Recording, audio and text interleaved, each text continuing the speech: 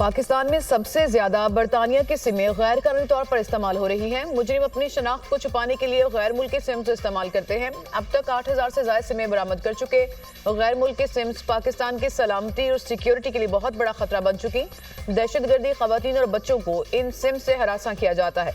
सबसे ज्यादा जराइम गैर कानूनी सिम्स के इस्तेमाल के हैं। Additional DG cyber crime doctor Waqaruddin की प्रेस कॉन्फ्रेंस। FIA का गैर कानूनी इंटरनेशनल सिम्स के खिलाफ मुल्क गिर कार्रवाई का ऐलान।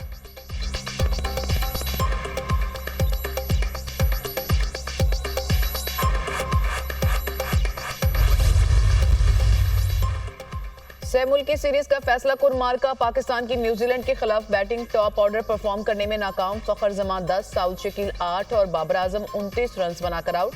पाकिस्तान ने 3 विकेटों पर 112 रन बना लिए। बाबर आजम वनडे में तेज तरीन 6,000 रन बनाने वाले बैटर्स में शामिल। बाबर आजम ने हाशिम आमला का तेज तरीन 6,000 रन का रिकॉर्ड बराबर कर दिया।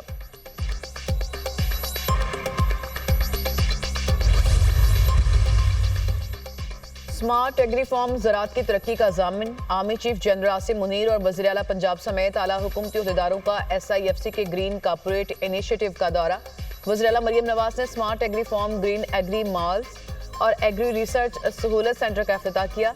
दौरे के दौरान शुरा को ज़रूरी शोबे की तरक्की के इस्तेमाल के लिए होने वाली जदीद ज़रूरी मशीनरी का मुआयना भी कराया गया। जदीद आबपाशी के निज़ाम के लिए पंजाब भर में 25 ग्रीन एग्री मॉल तैयार। आर्मी चीफ और वज़ीर आला पंजाब का ज़रूरी शोबे की तरक्की के लिए GPI की कारकर्दगी पर मुकम्मल इत्मीनान का इज़हार।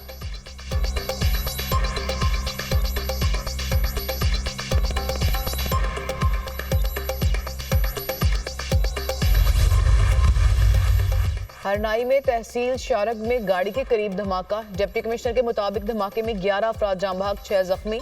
लेविस हुकाम का कहना है कि धमाका कोयले की कान में काम करने वाले मजदूरों की गाड़ी के करीब हुआ। जख्मियों और जाम बहक अफराद की लाशें हॉस्पिटल मुंतकिल।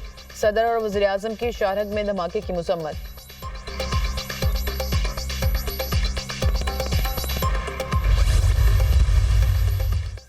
बानी PTI ने कौम की नुमाइंदगी करते हुए संजीदा खत लिखा। हमने सियासी मसाइल का सियासी हल निकालने की कोशिश की। हुकूमत ने मुज़ाकरात से राह फरार इख्तियार की। PTI के मेंबर्स को असेंबली में बोलने की इजाज़त नहीं दी जाती। चेयरमैन PTI बैरिस्टर गौहर की मीडिया से गुफ्तगू।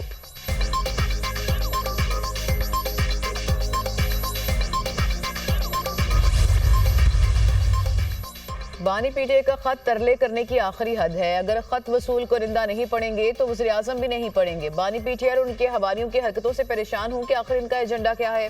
पूरी दुनिया में टैरिफ की बात हो रही है। इनके हालात देख लें कि उमर अयूब IMF को खत लिख रहे हैं। स्पीकर पंजाब असेंबली मलिक अहमद खान की मीडिया से गुफ्तगू।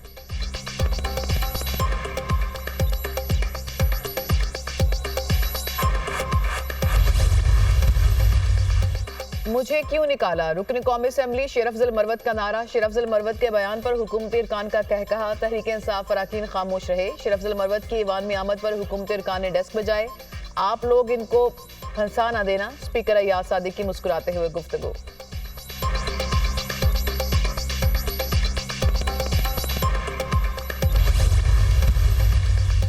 इस्लामाबाद में जजेस की सीनियरिटी का मसला है। इसमें से सियासत की बू आ रही है। पीका एक्ट को सेंसरशिप टूल के तौर पर इस्तेमाल किया जाएगा। पुरअमन एहतजाज, इजहार राय का हक खत्म कर दिया गया। आप नफरतों का तूफान बढ़ा रहे हैं। पीका एक्ट के तौर पर सोशल मीडिया पर बॉम्बशेल फेंका गया। सेनेटर अली जफर की मीडिया टॉक।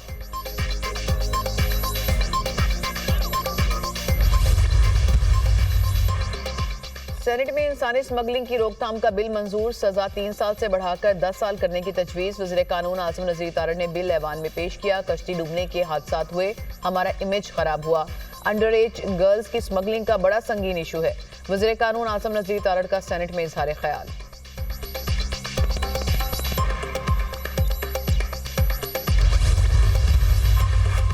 भारत अमेरिका मुश्तरका बयान गलत और बेबुनियाद है। दहशतगर्दी से मुतासरा ममालिक के तौर पर पाकिस्तान दुनिया में अमन और इस्तेहकाम के फ़रोग़ का ख्वाहिशमंद है। मुश्तरका बयान भारत की जानिब से अवामी हुकूक की पामाली का जवाब देने में नाकाम रहा। भारत को जदीद असलहा फराहम करने पर शदीद तहफ़्फ़ुज़ात हैं। इससे जनूबी एशिया के अमन में अदम तवाज़ुन पैदा होगा। तर्जुमान दफ्तर ख़ारजा की प्रेस ब्रीफिंग।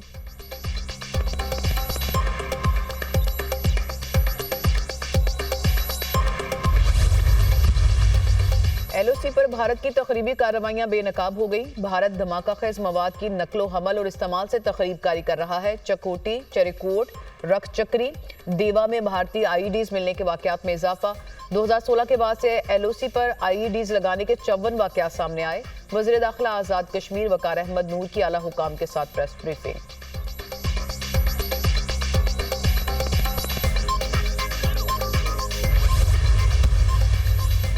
अगर हुकूमत की तरफ से रेफरेंस आया तो क्या होगा? जस्टिस मंसूर अली शाह से सहाफ़ी का सवाल। जब रेफरेंस आएगा तो देखा जाएगा।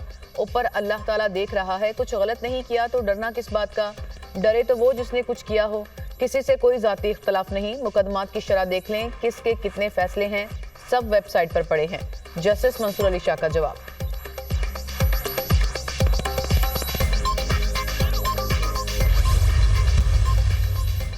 सुप्रीम कोर्ट में नए तैनात जजेस ने हल्फ उठा लिया। चीफ जस्टिस पाकिस्तान याहिया अफरीदी ने जजेस से हल्फ लिया। हल्फ उठाने वालों में 6 मुस्तकिल और 1 आरसी जज शामिल।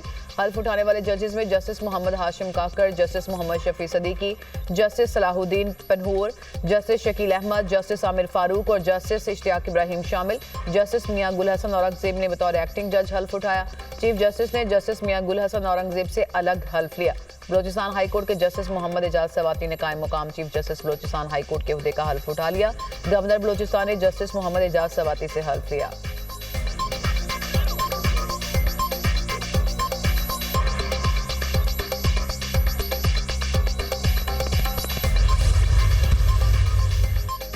जस्टिस सरफराज रोगर ने कायम मुकाम chief justice Islamabad high court का हल्फ उठा लिया। सदर मुमलिकत आसिफ अली जरदारी ने कायम मुकाम चीफ जस्टिस से हल्फ लिया।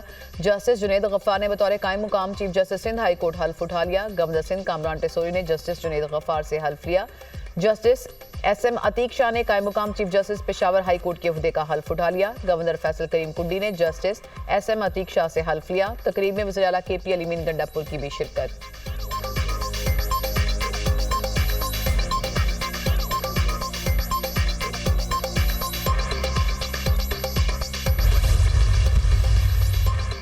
पेशावर में कायम मुकाम चीफ जस्टिस की तकरीब हल्फ बदारी से पहले वज़ीर आला केपी और गवर्नर की मुलाकात। दोनों रहनुमाओं की मुलाकात खुशगवार माहौल में हुई। पीटीआई में क्या हो रहा है? गवर्नर केपी का वज़ीर आला से सवाल। कहा शेर अफजल मरवत को भी निकाल दिया, उनसे हमदर्दी है। वज़ीर आला अली अमीन गंडापुर फैसल करीम कुंडी की बातों पर मुस्कुराते रहे।